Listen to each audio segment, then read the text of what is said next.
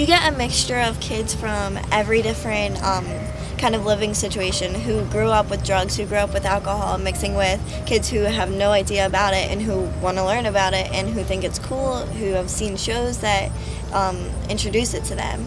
And all that gets mixed into high school, and they all just try it, basically, at one point or another. Most kids do.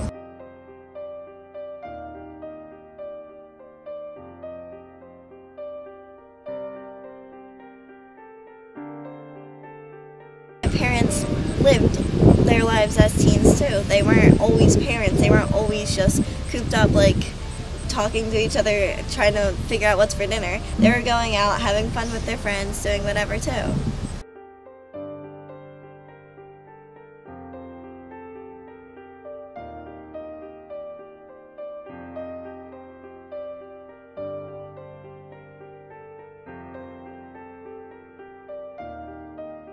Just because like you have problems that you didn't really like forgive yourself for, or you haven't like come to grips with yourself, and you just want to disconnect from all that. And those drugs, they just give you a chance to just get away from everything, all the problems you have, and just go somewhere else. That just always comes back. It's not a permanent solution to any problem. It just puts off everything you have to deal with.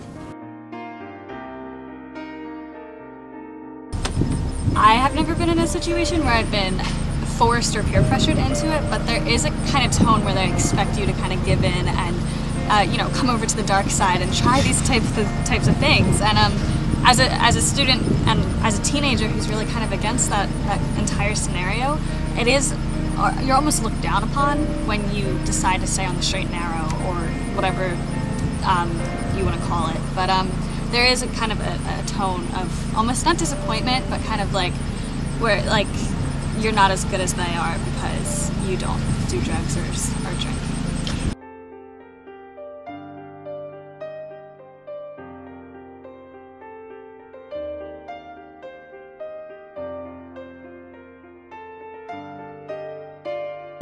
I think it was actually 7th grade.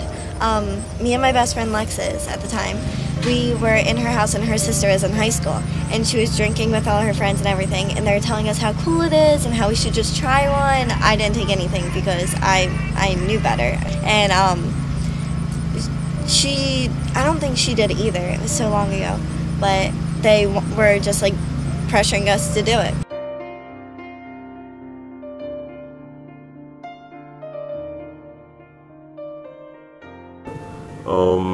I hung out with a lot of older kids, and seeing them in high school, they started doing it. It just led to me smoking weed almost every day after school, and from there I just kept doing it. I can't really think of anything off the top of my head that I didn't do. What did you do? Prescription pills, Xanax, Oxys, Percocet, heroin, weed, anything I could get my hands on, antidepressants, Ativan, that kind of stuff. It got a lot worse. Like 9th grade, I was coming into school after smoking. You know, I'd gotten into pills by that point. I kind of tuned the world out and didn't really care about what anyone else had to say because I was doing stuff my way, and I was getting away with it up to that point. Some of my friends that were older that year, they were juniors. They tried to talk to me about what I was doing, how I wasn't just affecting myself, but my relationships with them and everybody around me, how they were getting affected by it. I guess it just didn't work because I didn't want to hear it. I was enjoying what I was doing, and up to that point there had been no real consequences. I hadn't really ruined my life or ruined relationships with anyone, so I didn't really see a reason to stop at that point.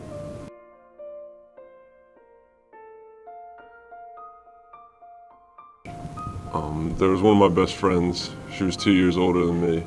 I started to kind of like ignore her and snap on her and just take everything out that was going on with me onto her, and it kind of ruined our relationship for a while.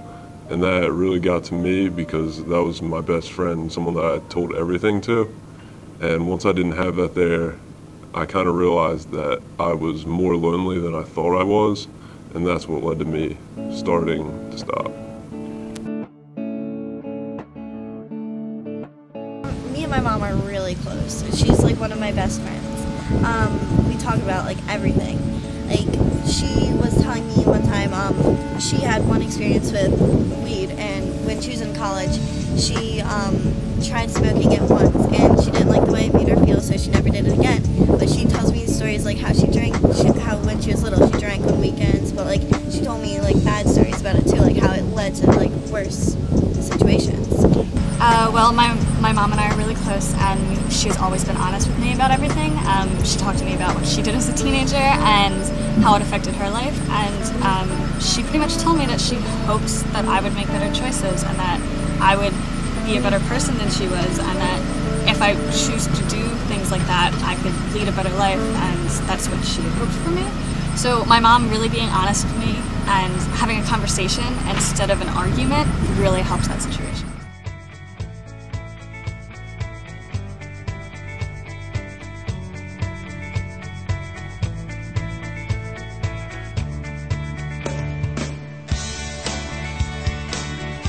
I think that I've been in a few situations where I've watched friends or family members or people that I love and care about go down those kind of paths, and it ruined their entire lives, and I realized that I have big goals and I have big dreams, and drugs and drinking is going to ruin that for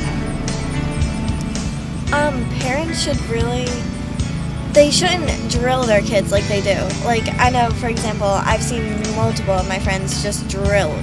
Just like, where were you? What were you doing? And if parents like give their kids a leisure, kind of a little leeway, they can, if they just like have a conversation as opposed to just drilling them, just ask simple questions like to get a little feel for what's going on. I've thought, it's something that people should know, that like my story completely changed from when you knew me, and now I'm just a completely different person. And I thought, maybe you should know that. But maybe if I could just reach out to one kid that was in my situation and help him stop before it gets too bad, like it did for me. Like, I never got in any serious trouble, but I want to be able to prevent someone from getting in that trouble and really screwing up their life.